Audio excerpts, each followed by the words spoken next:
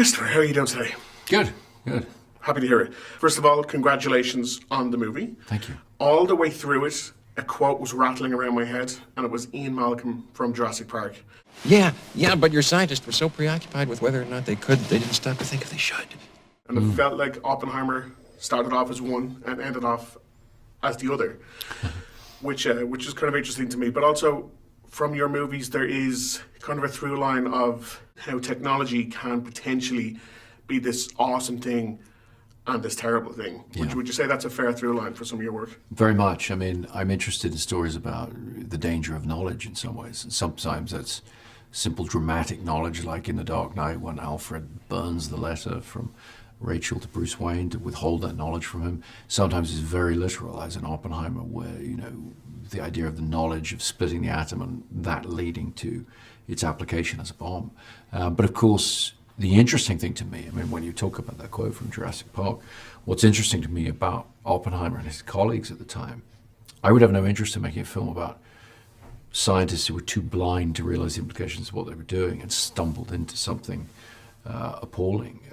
These were the smartest people on the planet, some of the smartest people who ever lived, and there's no way they weren't in possession of the faculties to look ahead. They felt they had no choice.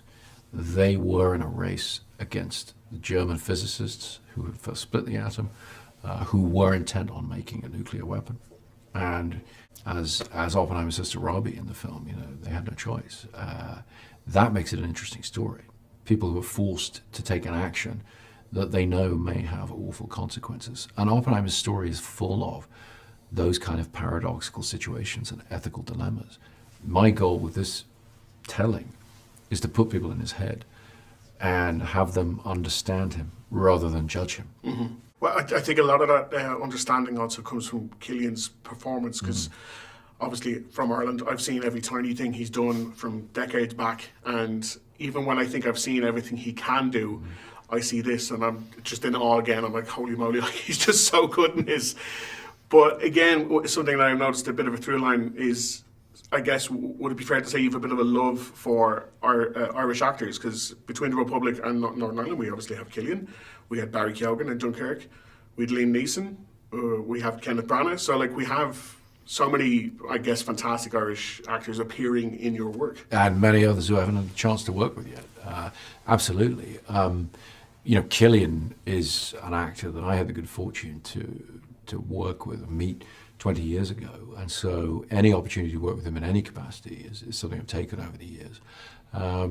In this case, I got to call him up and say, this is the one where you take center stage and you take the audience on this journey with you. And it was a very exciting day to be able to do that, because I've known for so long his potential, but I, like you, I saw what he was doing on set every day and I felt very good about it. But it wasn't until I got in the edit suite and started putting together what he'd done and seeing it as a whole, it so exceeded my expectations, and my expectations were already sky high. And just one final question, if that's okay. If you found out tomorrow that someone was directing a biopic about you, what piece of advice would you give that director? Don't. You cast Killian Murphy, there you go. I've no idea. In a way, what was liberating for me was adapting a wonderful book that had 25 years of research in it, won the Pulitzer Prize. Using that authoritative source, that freed me up to take on somebody else's life who I can't ever actually know. Which is a daunting prospect, because this is not a documentary. It's an interpretation of somebody's life. This is my interpretation, Killian's interpretation of what it may have been to be Oppenheimer in the situations. And, we put all of the truth into it that we could find, but it is an interpretation. Fantastic. Christopher, thank you so much for your time today. Thank you. You are the man who gave them the power to destroy themselves. And the world is not prepared.